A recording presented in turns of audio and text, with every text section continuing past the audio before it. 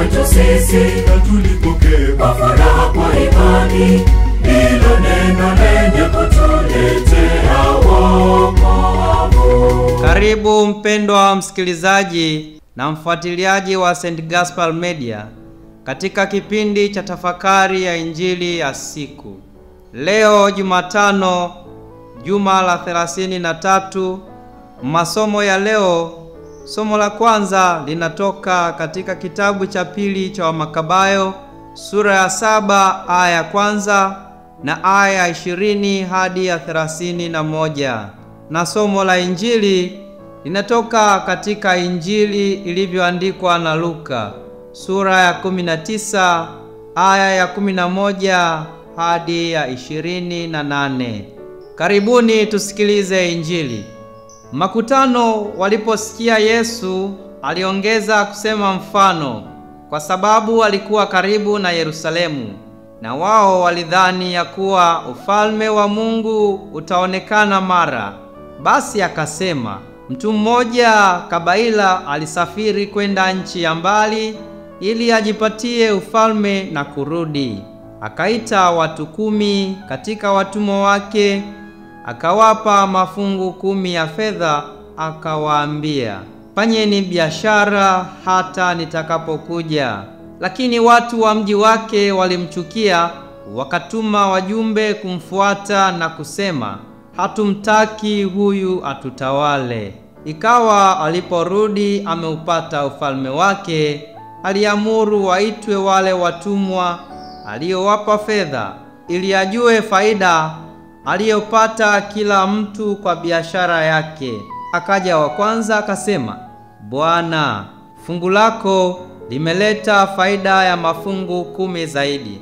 Akamwambia, vema mtumwa mwema, kwa vile ulivyokuwa mwaminifu katika neno lililo dogo, uwe na mamlaka juu ya miji 10. Akaja wa pili akasema, Bwana, fungu lako limeleta mafungu 5 faida. Akamwambia huyu naye, wewe uwe juu ya miji 5. Akaja mwingine akasema, Bwana, hili ndilo fungu lako ambalo nililiweka akiba katika leso, kwa maana nilikuogopa, kwa kuwa mtu mgumu, waondoa usichoweka, wavuna usichopanda.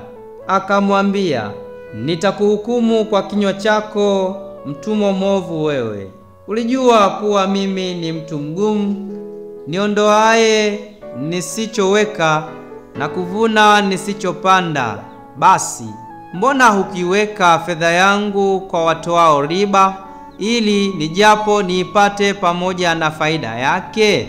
Akawaambia waliosimama karibu, mnyang'anyeni hilo fungu mkampe yule mwenye mafungu 10. Wakamwambia, Bwana anayo mafungu 10. Na waambia, kila aliye na kitu atapewa, bali yule asiye na kitu atanyang'anywa hata alicho nacho. Tena wale adui zangu wasiotaka ni watawale, waleteni hapa mwachinje mbele yangu. Na alipokwisha kusema hayo, alitangulia mbele akipanda kwenda Yerusalemu. Neno la Bwana. Sifa kwako e Kristo. Wapendwa katika Kristo, itukuzwe damu ya Kristo. Karibuni tutafakari kwa pamoja sehemu ya maandiko matakatifu tuliyokwisha kuyasikia hivi punde.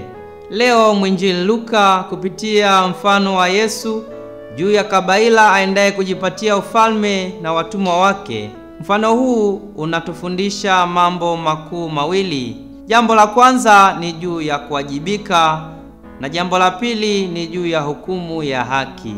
Yesu anamongelea kabaila ambaye alisafiri kwenda nchi ya mbali ili ajipatie ufalme na kurudi. Na kabla ya kuondoka anaamua waite watumwa wake, anawakabidhi mafungu ya fedha na kuwaamuru wafanye biashara hadi atakaporudi, akitegemea faida kulingana na mgawanyo aliotoa kwa kila mtumwa. Ndugu zangu, swali la kujiuliza hapa tunaweza kujiuliza kuwa kwa nini Kristo anaamua kutoa mfano huu? Yesu anatoa mfano huu kwa maana alikuwa anakaribia Yerusalemu, kwa hiyo alijua fika kabisa kwamba siku zake zimekwisha. Tukumbuke kwamba sura ya 19 ni miongoni mwa sura 5 za mwisho kabisa.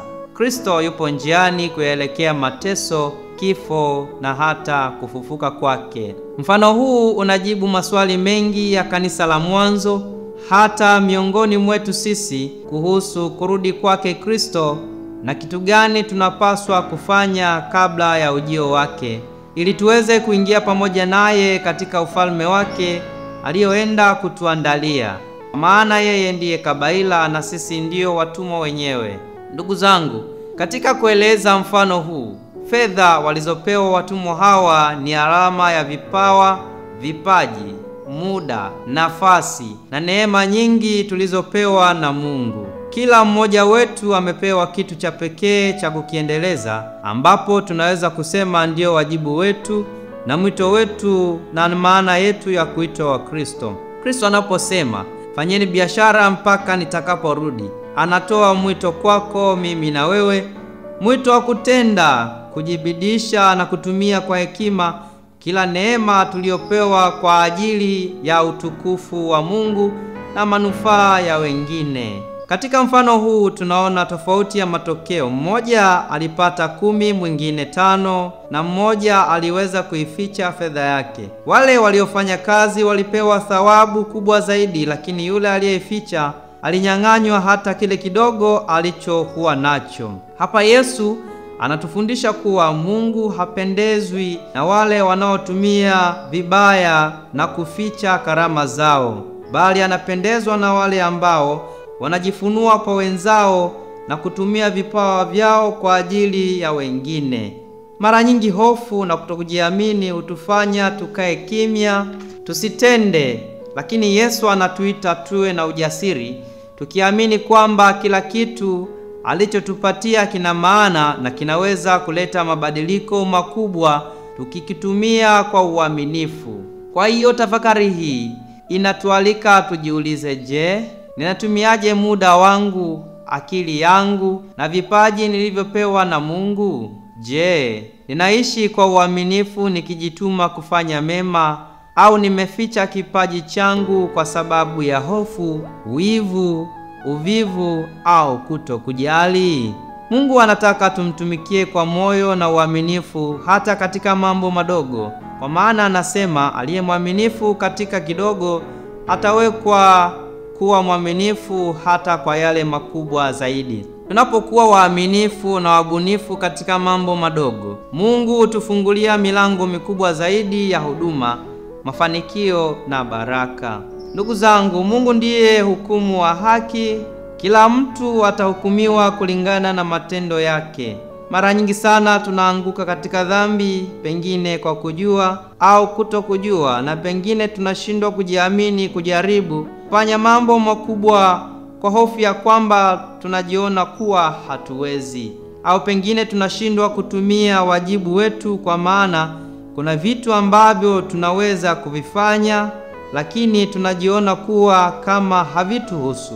Kila kitu kitokacho kwa Mungu ni chema na kizuri. Tumwombe Mungu kwa maongozi ya Roho wake Mtakatifu atusaidie ili tuweze kufanya kila kitu kwa ajili yake na jirani zetu, na sio kwa ajili yetu sisi wenyewe tu. Tujifunze basi kwa watumishi waaminifu, wenye moyo wa juhudi, wasiogopa na wenye tamaa ya kumtukuza Mungu katika yote. Tukitumia vipaji vyetu kwa bidii na upendo, tutapata thawabu ya milele. Kwa maana Yesu anasema katika Injili ya Mwinjili Luka sura ya 19 aya 17, vema mtumishi mwema, kwa vile ulikuwa mwaminifu katika kidogo, uwe na mamlaka juu ya miji 10.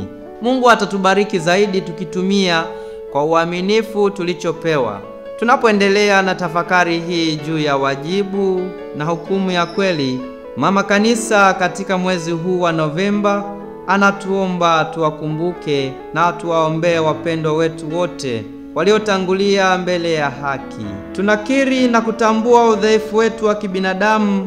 Mara nyingi sana tunaanguka dhambini, na hata nao walianguka dhambini, Basi tunapowaombea, tumwombe Mungu, yeye aliye hakimu wa haki, aweze kuwasamehe dhambi zao zote walizotenda. Pengine walikuwa kama mtumwa ambaye aliweza kufanana na yule mtumwa ambaye alificha fedha yake, kwa maana ya kwamba hakuweza hata kushirikisha vile vipawa alivyopewa, au hata walishirikisha, walitanguliza maslahi yao binafsi na kukosa upendo ndani yao. Ninakushukuru kwa kutafakari pamoja nami injili ya leo. Niliyekuletea tafakari hii ni mimi Frateri Frenki Kasongi Benedikto wa shirika la wamisionari wa damu takatifu ya Yesu kutoka seminari kuu ya Mtakatifu Gaspari de Bufalo, Kola, Morogoro. Itukuzwe damu ya Kristo! Milele amina.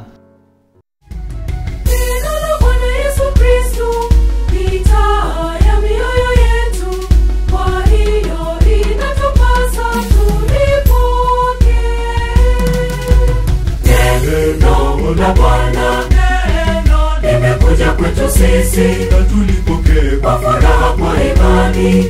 Ndilo neno lenye kutuletea wokovu.